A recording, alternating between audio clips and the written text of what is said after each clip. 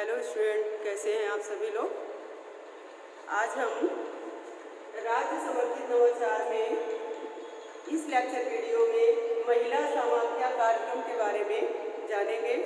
महिला समाख्या कार्यक्रम क्या है और इसके बारे में बताया गया है कि यत्र नार्यस्तु पूज्यते रमन्ते तत्र देवता। जहाँ पर नारी की पूजा होती है वहाँ पर देवता निवास करते हैं। इसका हिंदी रूपांतर होगा कि जहाँ पर जिस जगह पर नारी की पूजा होती है वहाँ पर देवता निवास करते हैं। इसके बाद महिला समाख्या कार्यक्रम जो है, महिला समाख्या कार्यक्रम की स्थापना 1987-88 में की गई, क्योंकि अब इसका जो स्थापना, इसको स्थापित करने का क्या उद्देश्य था, क्योंकि लिंग असमानता थी। बालकों को पढ़ाई के लिए तत्पर किया जाता था, प्रोत्साहित किया जाता था, लेकिन जो लड़कियों के लिए, बालिकाओं के लिए जो शिक्षा थी वो बहुत ही निम्न कोटि में थी। उनके लिए ना कोई प्रोत्साहित करता था, ना ही कोई उनको पढ़ने के लिए आगे रखता था। इस वजह से इसके लिए महिला समाख्या कार्यक्रम रखा गया, उसको संचालित किया गया, उसको स्थापित किया गया 1987-88 में, और बताया गया कि महिलाओं के लिए यानी बालिकाओं के लिए क्या स्पेशल किया जाए, क्या अलग किया जाए, क्या अच्छा किया जाए, जिससे लड़कियों के लिए भी यानी बालिकाओं की भी शिक्षा हेतु कुछ किया जाए और उनकी शिक्षा को आगे बढ़ाया जाए, लिंग असमानता को दूर किया जाए। महिला समाख्या कार्यक्रम के बारे में जो व्यूज़ दिए गए हैं उनको हम आपको बता रहे हैं कि महिलाओं की सशक्तिकरण की क्षमता को बढ़ाने के लिए अनेक प्रकार के कार्यक्रमों का संचालन किया गया। इन्हीं कार्यक्रमों में से एक है महिला समाख्या कार्यक्रम। राष्ट्रीय शिक्षा नीति 1986 व संशोधित राष्ट्रीय शिक्षा नीति 1992 में भी लिंग असमानता की इस भावना को देखते हुए महिलाओं की प्रगति व उन्हें शिक्षित करने की दिशा में कई सारी कार्य योजनाएं बनाई गई। उन्हीं में से भारत सरकार का एक बहुचर्चित व महत्वपूर्ण कार्यक्रम महिला समाख्या है। इस कार्यक्रम की नींव राष्ट्रीय शिक्षा नीति 1986 में मौजूद है। किसके तहत इस कार्यक्रम को बनाया गया, स्थापित किया गया, संचालित किया गया, वो आपको पता होना चाहिए। राष्ट्रीय शिक्षा नीति के तहत, राष्ट्रीय शिक्षा नीति 1986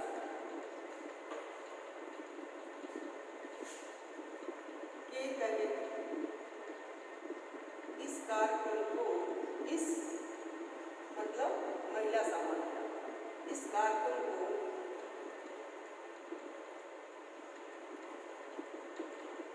संचालित किया गया।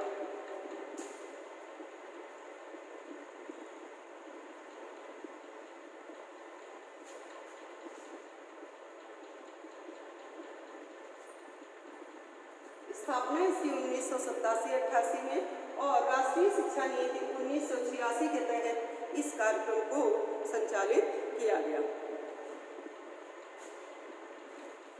इसके बाद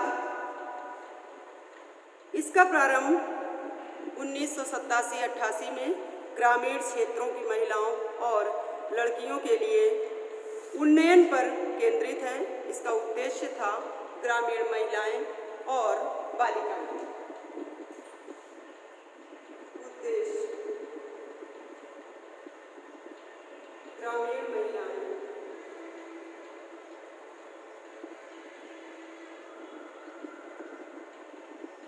व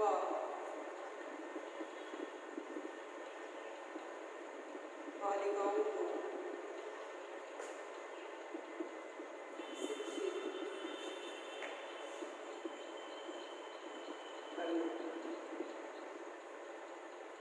उद्देश्य क्या था? ग्रामीण महिलाओं और बालिकाओं को शिक्षित करना और उनका स्तर, जो शिक्षा स्तर था, उनका इकोनॉमिक स्तर जो था, वो उनका शिक्षा स्तर को ऊपर ले जाना।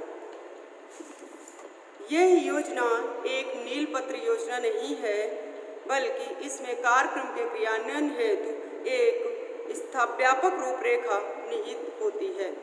इसमें इन्होंने बताया कि नीलपत्र योजना मतलब क्षण मात्र की कोई योजना नहीं है, इसके लिए इसे व्यापक रूप प्रदान किया गया और बहुत ही विस्तृत इसकी व्याख्या की गई, विस्तृत रूप प्रदान किया गया।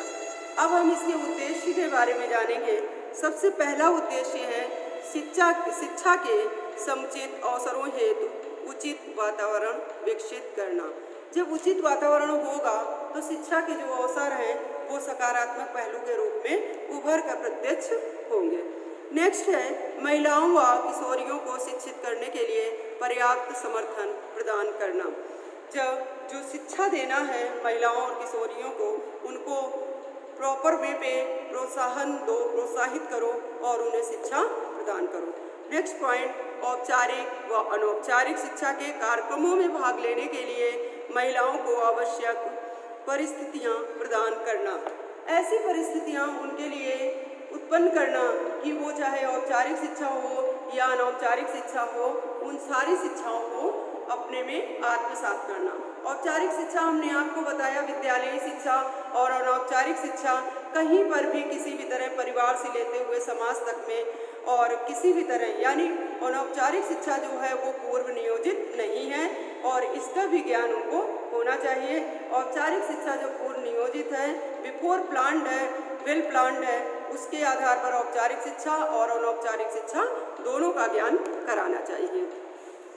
नेक्स्ट पॉइंट, एक ऐसे वातावरण का निर्माण करना चाहिए जहां क्षमता के उद्देश्यों को पूर्ण किया जा सके। ऐसा वातावरण, ऐसा माहौल बनाओ जहां पर पूरी तरह से उनकी जो क्षमता है, जो लिंग असमानता है, उसको किसी भी तरह दूर किया जा सके। नेक्स्ट है महिलाओं के आत्मविश्वास में वृद्धि करना, जिससे वे समाज में अपनी स्थिति से अवगत हो सके। सेल्फ कॉन्फिडेंस बालिकाओं के लिए और महिलाओं के लिए, जैसा कि उनको बहुत दूर रखा गया और शिक्षा के स्तर से बहुत दूर रखा गया, शिक्षा से दूर रखा गया, वो जो हमें हमारे समाज में लिंग असमानता जो परिलक्षित होती है, इन सब चीज़ों को अगर हम देखेंगे तो जब जिस व्यक्ति को सामने आने ही नहीं दिया गया तो उसका सेल्फ कॉन्फिडेंस कैसा होगा, ये हम समझ सकते हैं। ऐसे ही इन्होंने बताया कि धीरे धीरे उन महिलाओं को प्रत्यक्षित करना, शिक्षा के बारे में जानकारी देना और उनके सेल्फ कॉन्फिडेंस को यानी आत्मविश्वास को जागृत करना। नेक्स्ट है महिलाओं को शैक्षिक गतिविधियों में भाग लेने के लिए प्रोत्साहित करना।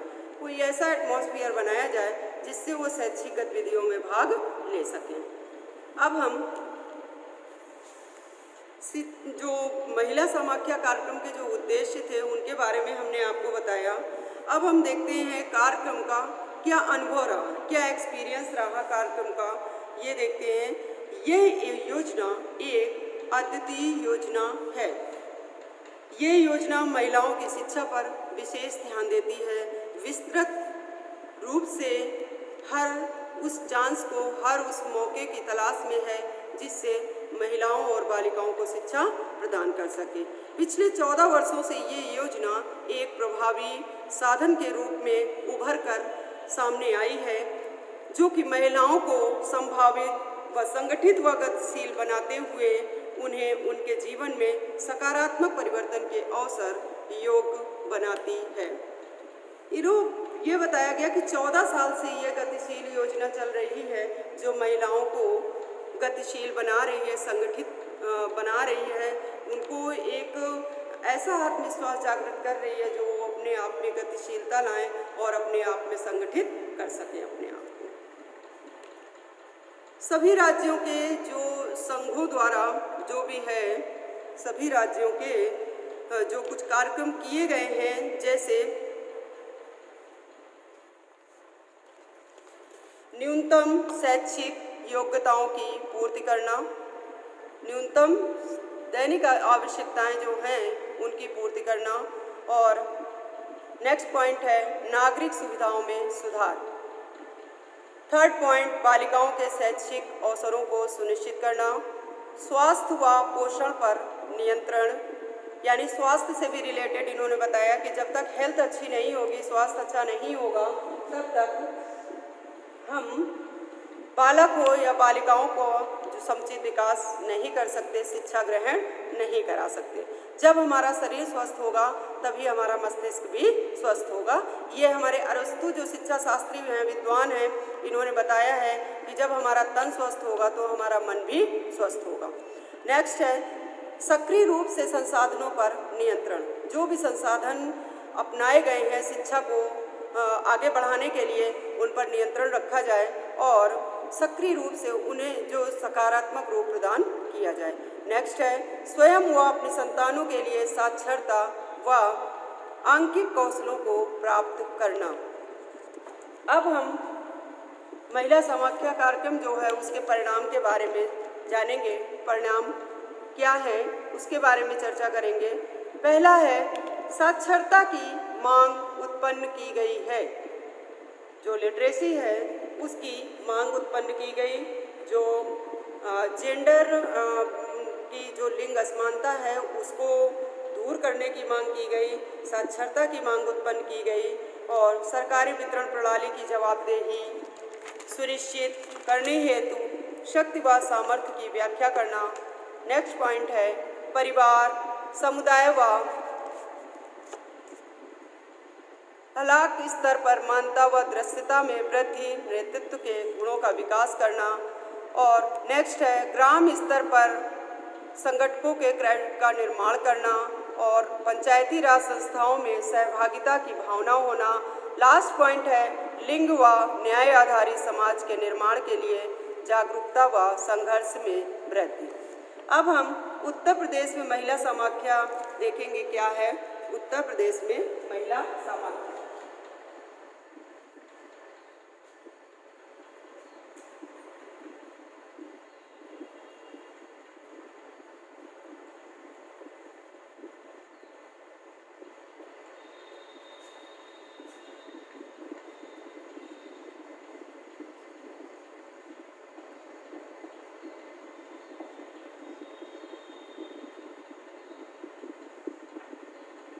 उत्तर प्रदेश में महिला समाख्या 1989 से संचालित हुई थी। 1989 याद रखना। संपूर्ण देश में जो था 1987-88 में संचालित की गई थी। 1986 की राष्ट्रीय शिक्षा की नीति के तहत इस कार्यक्रम को संचालित किया गया था। तत्पश्चात उत्तर प्रदेश में महिला समाख्या कार्यक्रम 1989 में संचालित किया गया। इसके बाद प्रथम चरण में इस कार्यक्रम को लेकर उत्तर प्रदेश में केवल 7 जिलों में चलाया गया और परंतु वर्तमान समय में ये कार्यक्रम 12 जिलों में सक्रिय है। पहले जो था वो 7 था। पहले 7 जिलों में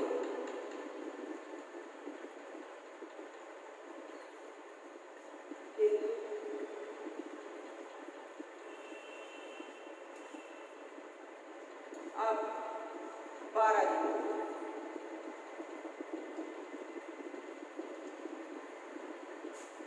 जब स्टार्टिंग में कोई भी योजना प्रारंभ होती है तो वो क्रम के रूप में रहती है और जैसे जैसे उस योजना का संचालन होता रहता है, टाइम से जब आगे बढ़ जाता है तो वो योजना और भी प्रभावी हो जाती है। ये 12 जिले सहारनपुर, मुजफ्फरनगर, मथुरा, औरैया, सीतापुर, गोरखपुर, मऊ, प्रतापपुर, जौनपुर, इलाहाबाद, वाराणसी और चित्रकूट हैं। ये हमारा महिला समाख्या कार्यक्रम रहा पूरा। इसके बारे में क्या कोटेशन दिया गया, इसको हम कोटेशन कहेंगे। क्या कोटेशन थी? स्थापना कब हुई? राष्ट्रीय शिक्षा नीति के तहत इसको संचालित किया गया। क्या उद्देश्य था इसका? और उत्तर प्रदेश में महिला समाख्या कार्यक्रम कब संचालित हुई और ये कितने जिलों में अब है और पहले कितने जिलों में